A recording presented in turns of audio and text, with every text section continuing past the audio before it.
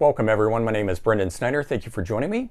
This is New Music Finds episode number 4. It's where I like to go through all the things that I've bought in the past week. So whether from local music stores, even things like Barnes and Nobles and stuff like that, to online retail, Amazon, online music stores, eBay, all of those sorts of things. I'm gathering it all up here, going through it with you guys. I've got 15 things to go through here with you guys.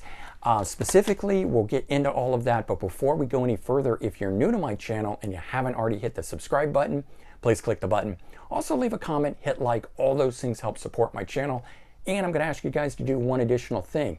If you like this video and or you know someone that would like it, please share it, help get the word out for me. I'm trying to spread the word about my channel and all that, those sort of things would help. And as I always say, if you subscribe, you'll be able to stay up to date on all that's going on in the world of music. So just like this, we're going to take a look at these 15 items here, my new music finds from the past week. And I will say this, I got some comments last time, people asking about, saying, oh, you only buy, old music and stuff like that. And I'm like, no, I buy brand new releases. I just generally keep my new releases separate from this. This is back catalog stuff I'm buying. But every Friday I have new releases. And just a real quick thing here from the last week, Rob Zombie I picked up. The new Thunder, this is a 2 CD deluxe edition. The brand new Saga, it's an acoustic reworking.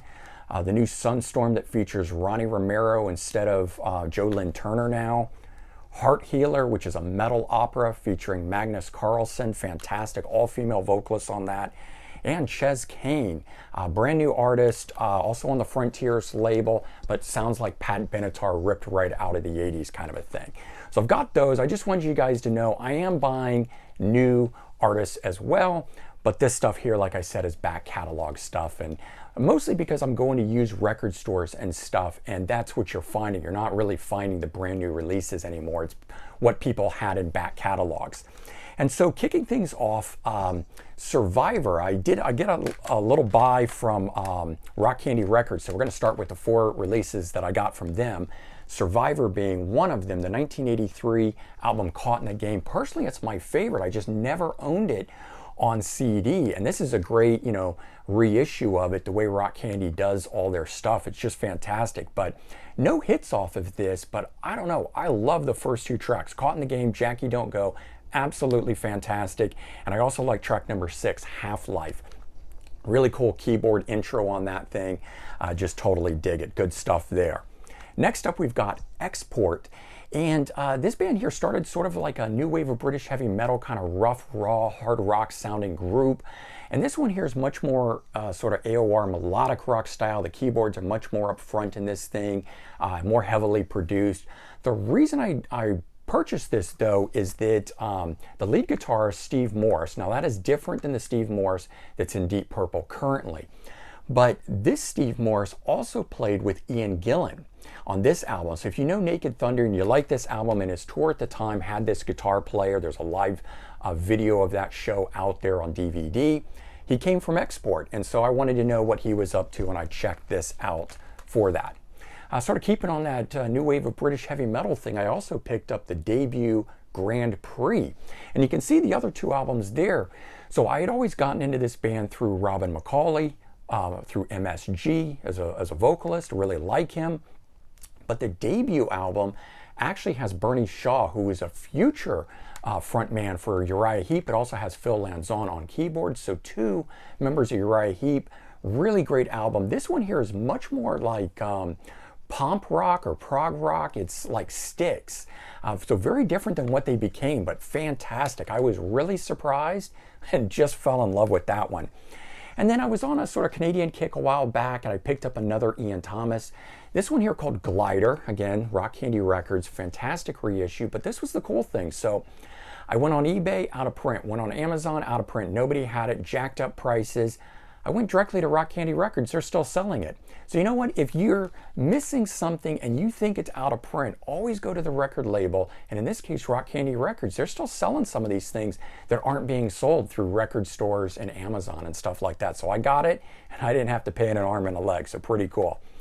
Also, when I was a few weeks back listening to prog, and if you saw my episode on What's That You're Listening To, and I did a whole Yes band and yes, related side projects and everything.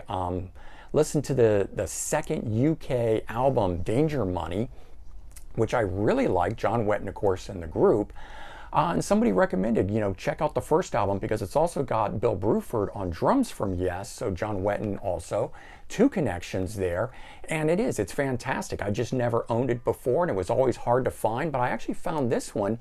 It's a Japanese import. I got it off Amazon. I had to pay $30 for it, so a bit more, but totally worth it. And then filling in the back catalog on Bachman Turner Overdrive, the debut album. This one here, no real hits on this one, at least in terms of what I know from Bachman Turner Overdrive. But I was listening to it, and all of a sudden the song Stayed Awake All Night came on. I know it from Crocus, and it turns out it was a Bachman Turner Overdrive classic, so that was kind of a cool little find. I also want to point out, this album's been out of print for a while, and it's back in print on a label called Music on CD. And if I just heard that, I would think it would be a junk label. I wouldn't pay much attention to it by its name. But I actually found some in my used record store first, so I knew this before buying it. They're doing an excellent job, very high quality reproductions of the original artwork. There's no write-ups or anything like that. There's no bonus tracks. They're just reproducing the original thing, but it's a high quality. And I'll show you what I mean by that. I'm going to jump a little ahead in what I was going to show, but I picked up two Warhorse albums, and very quickly, it's got Nick Simper on bass from Deep Purple. Again, this was continuing on that prog theme from a while back, and they have arrived. 1970 and 72, first album, second album, built around him to promote his time in Deep Purple with the keyboards and the heavy guitar and stuff like that. But I had the debut album. This was the debut, and this is the original art, and I just find this far superior than this. It just looks better. The overall packaging is better. It's not, obliterated by all these logos and things in it. It's just done right, in my opinion. So I got rid of that, replaced it with this one, and bought the second one, which is also done very nice, high quality kind of thing. And the artwork is just better. So just real quickly, this is not one that I bought, but I want to show I did this on another one. This is the, in my opinion, bad artwork, sort of cheesy looking, and here's the cleaned up version, the original version. So they're reproducing the vinyl versions of these and not what someone has sort of butchered in terms of their art for these things. So good label that's doing these things. Mother's Finest, another one, a best of. I've been buying their back catalog. This is another music on CD. Again, just done well in my opinion. It's on Epic. And so they reproduce it as is. Again, no bonus stuff, but if you've been looking for some albums, this label has been reproducing a lot of them, and they're out there. So definitely worth checking into some of those long lost albums you've been looking for. Next up, we've got Alan Collins Band. Got this off eBay. This here has been out of print forever. I've had it on vinyl, and it's been like $100, $200 for a CD. And apparently in 2015, it got reissued. I didn't know it, kind of ran under the radar. They've done a really good job on it. And if you don't know Alan Collins Band, it's an offshoot from the Rosington Collins Band, which started after the plane crash that killed frontman and others from Lynyrd Skynyrd. And so first there was Alias, which I talked about in my vinyl collection, episode number 2. I'll put some links to these different videos I'm talking about in here, the What's That You're Listening To, ones that are related, and vinyl collection and so forth. But I talked about Alias. That was an offshoot, had a couple members of Lynyrd Skynyrd in it. Then they formed the Rosington Collins Band, and then eventually just the Alan Collins Band. And so this has Leon Wilkinson on bass, Billy Powell on keyboards, and of course Alan Collins on guitar. 3 members there. But it's also got Randall Hall, future member of Lynyrd Skynyrd. So really there's 4 guys in here, and it sounds great. I highly recommend it if you don't know that album. And here's another one filling in my catalog. Heart, Dog and Butterfly, 1978. I just didn't have this one. Epic Records, they are also, when they did this one, did a nice repackaging on it. Sound is great. This one caught me by surprise. I didn't know that the opening track, Cook With Fire, was a live track, so I put this on. I'm listening to it, and I'm like, wait, what? Someone gave me the wrong CD. Nope, turns out the opening track is live, and then it goes into studio after that. Of course, it's got the classic Straight On, which is just fantastic, so glad I picked that up now. Okay, then I bought 3 off of eBay from the same seller. And these all say they come from like Italy and stuff. I think they're bootlegs and to some degree. But this person does really, really good, or the label does really, really good reproductions of the vinyl. And I found this one here, Black Horse. Don't really know anything about these guys. It's a 1979 album. They're from Texas. It's really good hard rock, Southern flavor, Southern style hard rock. Just fantastic stuff. And I would recommend it. I always knew the album cover. It's one of those ones, if you know, like Martin Popoff and some of these other, people, write for magazines and whatnot and stuff, or take photos.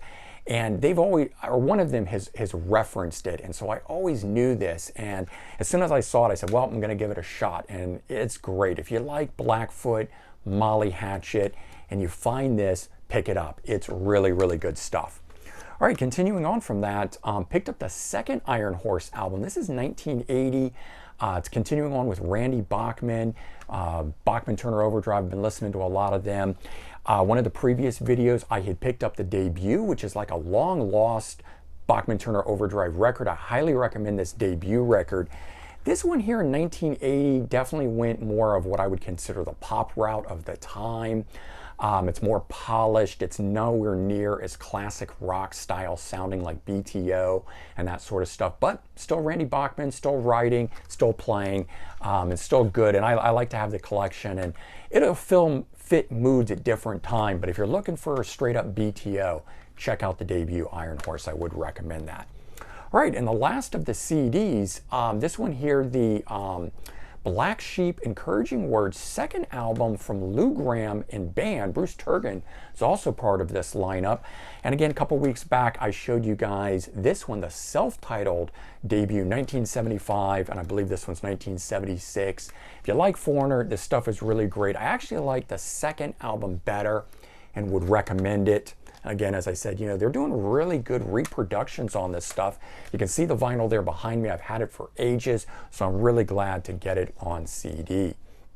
And the last thing to talk about here, sometimes I buy vinyl, sometimes I've got cassettes, other times it's action figures, t-shirts. It's whatever I find that's music related is going to be part of this. And in this particular case, I bought a book. Cowboy Mock Bell, who is the lead vocalist in Joe Perry Project, the third album, Once a Rocker, Always a Rocker. You can see it behind me. And so I've been listening to all of the Joe Perry stuff, and got into that one and found out that he kept a diary during the tour. He was with the band for 2 years, and he kept a diary, and this has the diary in it, but he writes stuff, anecdotes and thoughts and things around it, and he fills in the history, and it's like a 2-year-long run from him getting the call to audition, to joining, to recording the album, to touring it. Really, really great.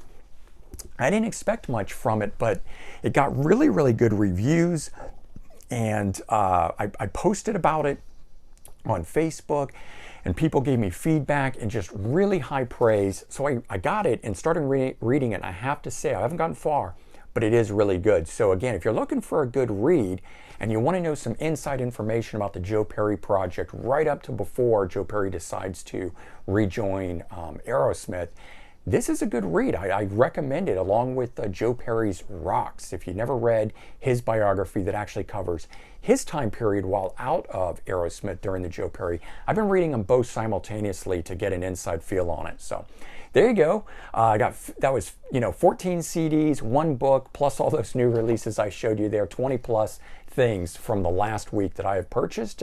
My new music finds. I do new episodes every Wednesday, so do check back. Leave me your thoughts, and I hope you guys have a great day. Take care, and I'll talk to you all real soon. Bye, everyone.